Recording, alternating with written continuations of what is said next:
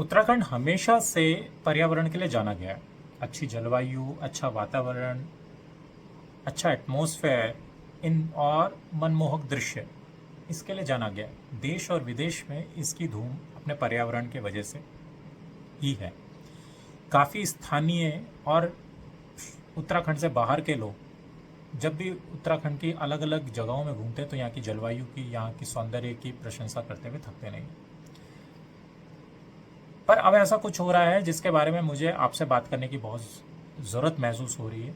मेरा प्रदेश उत्तराखंड और मेरा शहर देहरादून, यहाँ पे खलंगा जगह है एक, और वहाँ पे करीबन 2000 पेड़ों को इस सरकार ने चिन्हित कर दिया है और उनको आने वाले समय पे काटा जा रहा है। काटा सिर्फ इसलिए जा रहा है कि सरकार का ये कहना है कि यहाँ पे एक हम वाटर प्लांट लगाएंगे ताकि देहरादून की जनता और आसपास की जनता के लिए पानी का हम वहाँ पे फैसिलिटी लगा सकें।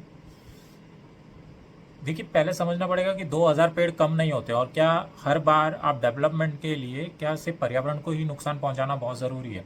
स्थानीय लोग इसके विरुद्ध आए हैं, आगे बढ़े हैं। उन्होंने पेड़ों पे एक रक्षा सूत्र बांधा है।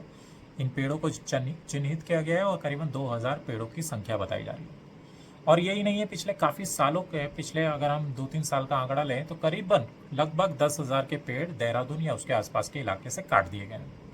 अगर आप देहरादून लगातार आते रहे हैं, उत्तराखंड लगातार अगर आप आते रहे हैं, तो आप में से काफ़ी लोगों ने ये महसूस किया होगा कि जो 3-4 साल पहले यहाँ की जलवायु थी उसमें बहुत ज़्यादा फ़र्क आया है। यहाँ पे सर्दियों में मसूरी में हमको लोगों को बर्फ़ देखने को नहीं मिल रही है, और अगर मिल भी रही है तो उतनी ज़्यादा नहीं मिल रही है जितनी पहले पड़ती थी। मैं खुद देहरादून में रहता हूँ और यहाँ पे गर्मी लगातार बढ़ रही है, हालांकि पहले इतनी गर्मी नहीं होती थी। और अगर अब आप देहरादून में घूमेंगे तो आपको पता चलेगा कि डेवलपमेंट के नाम पे कितने पेड़ों को काट दिया गया।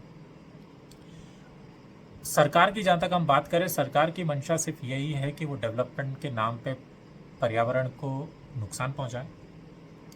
पर्यावरण हो सकता है उनकी प्रायोरिटी में हो, तो पर प्राइमरी प्रायोरिटी उनकी डेवलपमेंट है, और डेवलपमेंट के नाम पे वो हर बार उत्तराखंड में कम से कम पर्यावरण को नुकसान पहुंचा रहे हैं। हम 4 धाम की यात्रा में देख रहे हैं कि आए दिन हमें वहाँ से खबरें आ रही है कि पहाड़ों पे ट्रैफिक जाम लगने लग गया, जो कि हमने कभी नहीं देखा था कि पहाड़ों पे ट्रैफिक जाम लगता था। पर पहाड़ों पे अब हम ट्रैफिक जाम देख रहे हैं।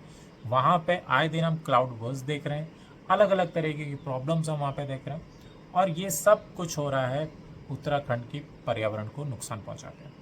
यही नहीं, जो उत्तराखंड के आसपास के शहरों यानी कि दिल्ली और उसके जैसे कई शहरों से जो उत्तराखंड आते हैं, उन्होंने भी महसूस किया है कि उत्तराखंड की जलवायु कमोवेश अब उन्हीं के शहर जैसी होने लग गई है। और वो दिन भी दूर नहीं है जब आपको उत्तराखंड और में आप जो टूरिस्ट आते हैं वो जिस वजह से आते हैं यहाँ के पर्यावरण की वजह से, वो वजह ही उनके पास नहीं रहेगी कि वो उत्तराखंड आ सकें। बहरहाल ये जो मूवमेंट है ये काफ़ी छोटी है, इसमें लोग नहीं जुड़ पा रहे हैं। मेरी आशा है कि आप ये वीडियो कहीं से भी देख रहे हैं, पर पर्यावरण एक ऐसा सब्जेक्ट है जो हम सब के लिए प्राइमरी होना चाहिए। ग्लोबल वार्मिंग, पर्यावरण को नुकसान पहुंचाना, ये सब सब्जेक्ट हमारे लिए प्राइमरी होना चाहिए। और आप ये कहीं से भी वीडियो देखें, इस मोमेंट पे जुड़ें, हमारी सरकार को पत्र लिखें, ट्वीट करें, ऑनलाइन के माध्यम से उन्हें जगाएं, या फिर मोदी सरकार तक ये बात पहुंचाएं, डायरेक्ट मोदी जी तक हमारी बात पहुंचाएं, और इस मुहिम पे आके आप जुड़ सकते हैं। ये एक छोटा सा वीडियो था मेरा। इस मुहिम पे मेरी तरफ से एक कोशिश थी कि मैं इस मुहिम से जुड़ सकूं, और अपना जो भी योगदान है उत्तराखंड का निवासी होने के नाते मैं देना चाहता था, वो मैंने देने की कोशिश करी है। आगे भी मैं इस तरह के अपने जो भी मेरा हो पाएगा, जो भी मुझसे, मैं बिल्कुल कोशिश करूंगा कि इस तरह की मूवमेंट पे मैं ज्वाइन हूँ, अपने प्रदेश को बचाने के लिए मैं ज्वाइन हूँ, और जो भी मैं कर सकता हूँ वो मैं करने की कोशिश करूँगा।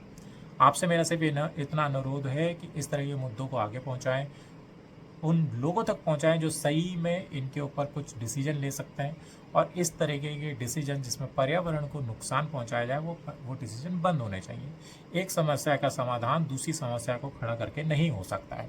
ये इस सरकार को, हमारे प्रदेश की सरकार को समझना पड़ेगा। और बहरहाल जो उत्तराखंड में अलग अलग परिस्थितियां हो रही हैं, किस तरह से हमारे यहाँ के पर्यावरण को नुकसान पहुंचा है, कैसे ग्लोबल वार्मिंग उत्तराखंड में बढ़ रही है, कैसे उत्तराखंड की जलवायु चेंज हो रही है, इस पर मैं बहुत जल्दी एक वीडियो लाऊंगा। आप लोगों को ज़रूर उसमें बहुत कुछ सीखने को मिलेगा। तब तक के लिए इस चैनल को सब्सक्राइब करें, शेयर करें, कमेंट करें, और लोगों तक अपनी बात और मेरी बात पहुँचाएँ।